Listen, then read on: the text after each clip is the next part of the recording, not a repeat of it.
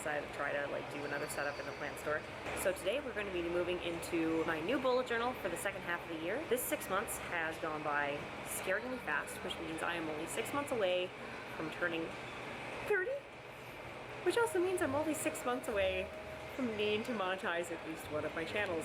So that's coming up scaringly quick, and I'm getting a little nervous. So we're gonna have to go super hardcore with like the most efficient setups of all time. We're gonna be continuing with the Sakura Blossom theme, and I hope you guys enjoy this as much as the dolphin opening setup, because I know the Kirby one didn't do so well, most likely because it was so dang long and didn't have the best filming as well. But I promise it's gonna be better this time. Alrighty, so as per usual, we will start with filling in my name. So typically when I'm actually filling in this part, I don't just use my normal writing. I actually end up using either the main font that I chose for the setup or like one of the two, because typically with new bullet journal setups, I split it between two just to make it look a little bit different and not 100% all the same, but it still has like the cohesive feel. And I can't remember off the top of my head what font I used for my name, but I'll link everything down below if you're interested in those. I typically just go on font space and just dig into like whatever cursive font I'm feeling. So my first thought for this cover page was to use this beautiful postcard that I got from Japan, and also the sister letter set of the Dawn line. It also has like just a regular clouds one, but because that one was mostly blue, I was like, okay, I will use that for my next bullet journal when it's a blue cover. But the Dawn pink and purpley clouds looks so nice with this new Sakura Blossom book that I was like, okay, let's go with this. But originally I thought, like let's have this cover most of the page and then that darker purple clouds can go on top of this. But I later realized that that just didn't look very good. So I ended up just sticking with this one sheet and then adding a bit of Kirby's just to keep it really simple and just say what months of the year and what year we are on. I liked the idea behind it, but then when I tried to put it into action, it just didn't really work. So I'll save that for June's setup, which is going to be a very special one. But as you can see, I just I ripped off a piece of the Kirby lettering that I used from my first half of the year. And you can see that I tried to like fiddle with the scrapbooky type thing that I did, very similar to my dolphin themed new bullet journal setup. I'll link that up there if you're a new viewer and you're not sure what I'm talking about. I mean, even when I tried the postcard on the left side of the paper, it looked okay, but it just didn't work with the Kirby side. So I was like, no, yeah, definitely gonna ditch that and we're gonna use it for June's setup. You'll see why in June. So subscribe if you're curious, but it will be another anime and it'll be a very popular anime at that. Anyway, so I added not the last, but like the majority of the last of my Kirby stickers I had gotten from Japan. A few of these washi tape ones I had to end up moving just because they're so clear that it actually looks better on just like a sheer white page. So I used these thicker ones on the paper with the sunset and whatnot, because I think it just looks a lot cleaner. And this is why I always say, try planning out exactly what you're going to do before you glue anything down, because I really had to try to not accidentally rip this paper to put some extra washi tape there for a bit of extra dimension. I tried cutting that piece off that I just ripped with an X-Acto knife to make it look like that so I wouldn't have to rip open the page, but it just didn't look very good, so I just had to be really, really careful with it and reattach it. So moving on to our future log. So I changed up the future log back to like an older setup that I used to do. I can't remember how many years ago it was now, but I wanted to do the up and down one. It gave me a bit more room to write out things. Now, since I'm decided to use my books for more of my like creative work for my YouTube channels, I don't end up having to put too much in my future log because really I just use my Google Calendar for the most part. But I like being able to look back at the book and see how much I got done in a year and everything. So future log is still important for me, but if you find that you do just use the Google Calendar, like I found that I was doing a lot for March, you don't really need to bother with this. But to try to bring in more of a different type of Japanese theme, threw in little Japanese sweets. I like this because then it's just not like straight Kirby and it gets kind of boring, because I didn't want to do Kirby twice. But it still has like the color schemes, and for those of you who have played the Kirby games, you know that he's always going after sweets, and they're all over the game, so it just kind of worked, and It's a very happy accident. All right, so the next page is our index. Our next page is our index, and I'm basically doing almost the exact same thing as I did for the index of the first half of the year. So one of the tweaks I did was, instead of the corners of this paper sticking out of the page a little bit, I was able to use my actual, like, I don't know what it's called, like that straight cutter that's easier to use than just using scissors. And instead of using a marker to add the edge of pink, I was able to use my stamp set again. And because this Kirby page is so soft and pastel-y, and having the stamp have the extra pink instead of the ink from my pen being the extra pink made it look so much better. And even with cutting off this part, in my original first half of the year, I didn't keep this strip, but when I decided to keep it this time and I layered it down with the fabric tack compared to just like regular glue, it actually stayed down and it looked so much better. So I was like, whoa, okay, just a little tiny tweak can make the biggest difference. And it ended up kind of like making a black spark too with the pink that I used. I don't know how that happened, but whatever. It's fine. It's not a huge big deal. So literally the exact same setup on the right side, but obviously the font change. And I tried to draw the letters just a little bit smaller just to make it look a little bit softer, and also did a lot less black. But now we'll cut into my mother coming to watch me, because she talked about something that I would like to do in the future, and maybe you guys will want to hear about it. Journals are so pretty. Thanks. Especially the pastel ones. Thanks, Mom. I wish they'd make the journals in prettier shades. What do you mean? Like pretty pastels, like what your Kirby's are. Oh, like your own planners. Gotcha. No, not my planners. I'm talking about your planners. The book itself. Okay, now You I'm know how they're confused. kind of gray pink, gray purple, like this weird shade? I don't like that. Oh, That's yeah, not a true well, color to me. unfortunately, the company that I bought that from, they don't sell the pastel purple one that got stolen, because it was that color.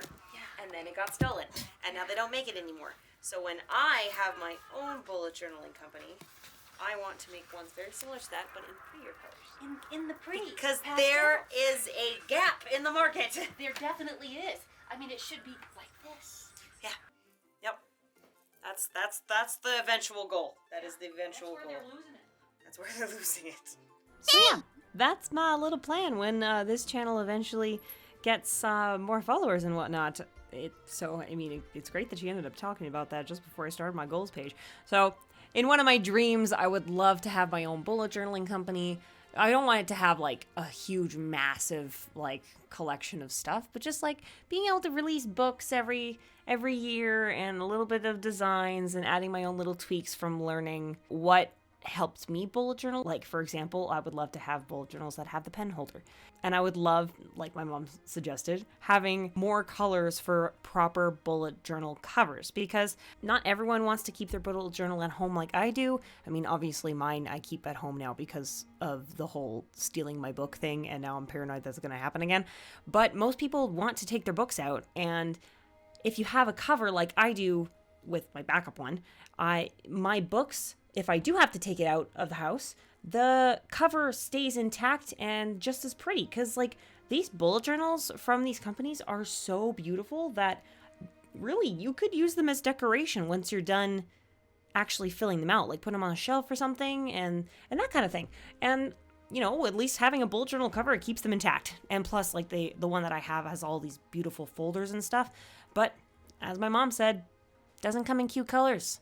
The old company that I bought it from, I think she said a supplier stopped doing it like that in that color. But like, if you can have vegan leather in the beautiful colors that Notebook Therapy shows, I'm sure you can make bullet journal covers with that same material. So that's one of the dreams. Who knows when it'll happen? But I don't know. If you guys are interested in that, let me know.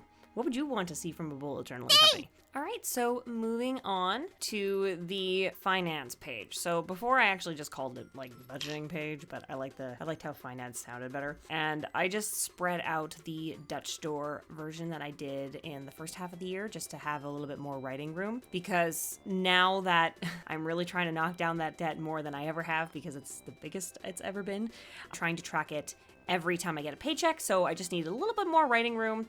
And like I said before, with Dutch stores, you have to be really, really super careful how you're ripping it, because if you go even just a little bit too close to that thread that's basically hooking the book together, your book will start falling apart, and so be very, very careful.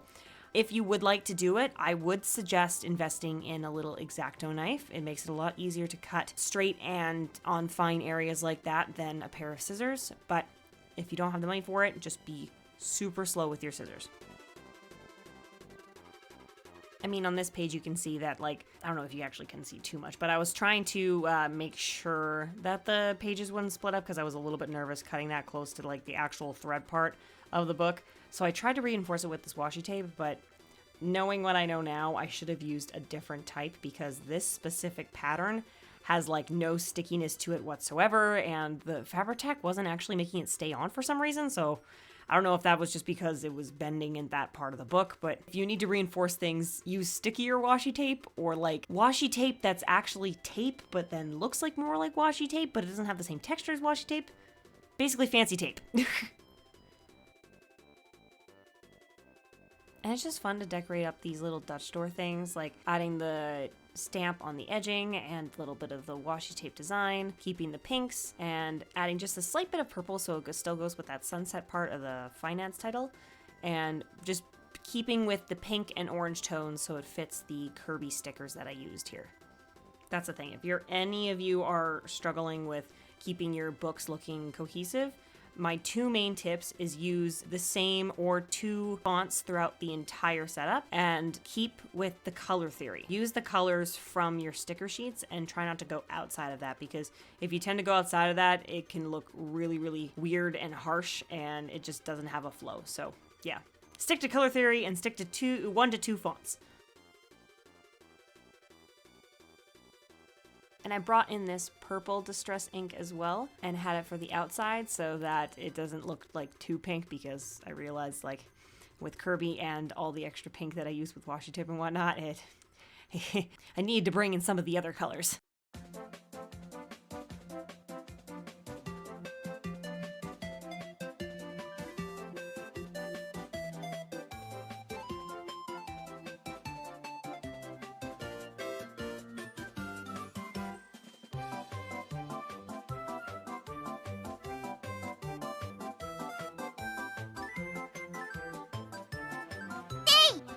Alright, so moving on to the next page, reflect and refresh, there we go. So originally, as you can see from my sketches, I thought I was only going to be doing 1 page, but then I realized some of these prompts from old books too. If I start to journal, I just keep going. So I realized I needed more space, so I shifted my lettering to the center of the book and gave myself much more room. And I used these leftover cuts from the page from when I was doing my titles to have just a border on the side, and just kept with the color scheme. And for this page, I decided to use up the last of my Kirby horoscope collection. When I tried incorporating it on the first book, looking back on it, I'm like, oof, you really did not do that good of a job. But I also was limited on the color of pens that I had, so I'm giving myself a little bit of a break. But I still had 1 full sticker sheet left, so I was like, okay, I've got all my colors, I've got the proper equipment. We're gonna do this collection more justice this time. So to make it look a little bit more, I don't know, creative looking, I guess, I didn't make the boxes 100% square. I completely put around all these star stickers and the reflective iridescence. I was just all over it. I love that I had so much reflectiveness on this page. It's just so pretty. I love it. And I decided to keep the dark pink ink as well, because when I did that for my goals page on the first half, I really loved how it looked with this white gel marker over top of it. The only problem with this one is that I've used it so much that it's actually starting to run out of ink already, but I felt like the old prompt questions that I was using the past, I guess, year and a half, they were starting to get a little redundant, and I was starting to put the same things, so I was like, okay, I need something new, because now at least I know a pretty consistent answer to those other ones. But honestly, I really do suggest it, because, I mean, I remember when I was in Japan, I was talking to this one guy that he was more stressed out with school than I was, and I ultimately told him, start journaling for the next few weeks, every morning, at the end of every day, asking yourself what gave you energy and what drained you of energy. And I did that as well in Japan, and that's partly what made me realize that being in a quote-unquote proper school setting was not the best for me. I don't learn the best in that environment. I get really, really nervous, and then I end up, I don't know what happens with my brain. It's just like I forget everything that I had just been told. It's super weird. But from those prompt questions, I realized, I learn better on my own, and I need physical activity. And he ended up ultimately learning that being in Japan was stressing him out way too much, and he ended up having to go home.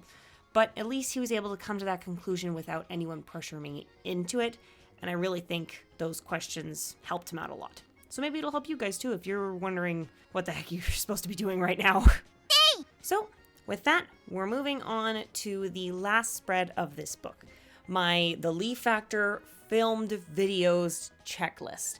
Now, I did have this in the first half of this year, but I also added my ideas book. But then when I realized this year coming home that all I wanted to do was just edit the stuff I had filmed and not film any new projects, that I didn't really need to have an ideas list in this second half of the year because with how many videos I have filmed that need to be just posted, I'm gonna be editing probably almost 2 years before I record anything new, which is a little insane. So I dedicated this half of the year to have more room to list out exactly every type of video instead of just having the sections and generalization, because nothing is more satisfying than checking off a task. So I wanted to be able to check off every single video, not just like groups and I guess TV shows in general. Because like the Life in Japan series, I've basically filmed for a straight 6 months. I've only gotten episode 1 up so far because episode 2 is a doozy.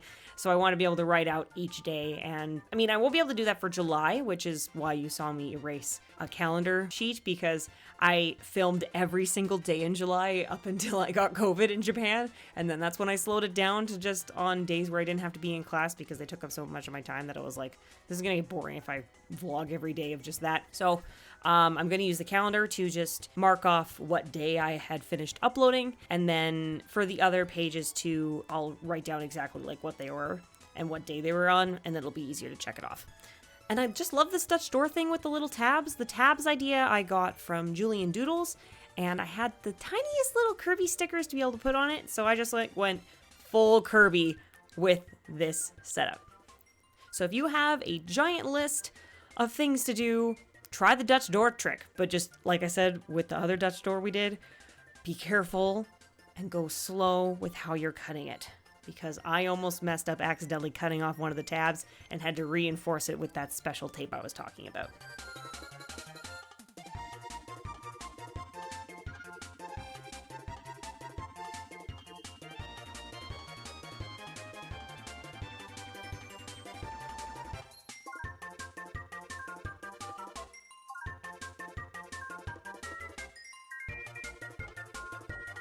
And for the final sticker sheet, this other new one from Kirby, I got it like the last week I was in Japan, and I didn't get to use too much of it during this setup, so I think I'll end up using the majority of it for like the year in review at the very, very end of this book, because I really want to get into the habit of using up entire sticker sheets.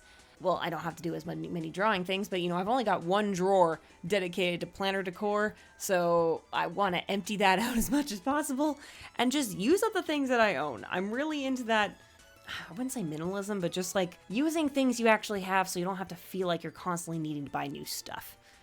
Because when you're in massive debt, you don't really have a choice anyway.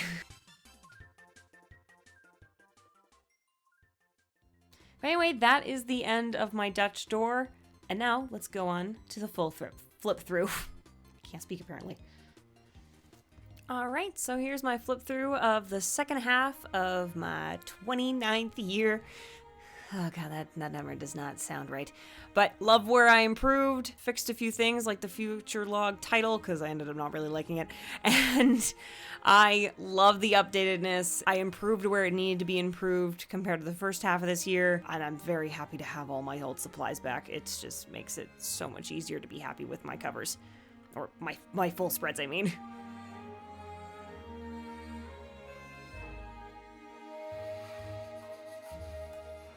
Alright, so we're at the end of moving to a new book. And I hope you guys like the setups and the little tweaks that I made to improve on the first half that, quite frankly, I could have done a better job, but I don't know why I didn't. So I feel like I did really improve with this guy, and I loved mixing just like pink Japan things and sticker sheets that I had instead of just making it a Sakura Blossom theme or just making it Kirby. I like the mix of it, and I think it really goes with that front cover of the book. So yeah, let me know what you guys think. I will see you guys next Scrappy Wednesday. Well, not next Scrappy Wednesday, at the very end of March, because we're going to be doing a very special spread that will be drawing heavy, even though I literally just said I wanted to keep this simple, but April's a very important month, so you will see with that theme. So I'll see you then. Bye.